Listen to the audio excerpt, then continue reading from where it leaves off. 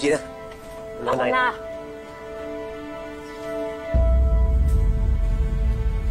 Gina, galit ka ba sa akin? Gusto lang naman yung tulungan eh. You're not assigned here. If you want to keep your job, I suggest you stay in your lane. Ba't ba ganyan ka magsalita sa akin? I'm still your boss. So don't expect special treatment from me. Pero kahit na, mag-asawa pa rin ang tingin nila sa atin. Sana naman kausapin mo ako na maayos. Maghapon mo na ako di pinapansin eh. Sana gusto mo maging sweet ako sa'yo? Hindi naman tayo totoong mag-asawa, Gerald. And alam na ng parents ko. So don't expect me to play the role of loving wife. Kasi hindi naman talaga kita mahal.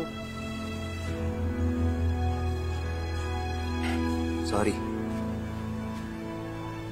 Nagtatanong lang. Di rin naman kita mahal eh. So quits lang.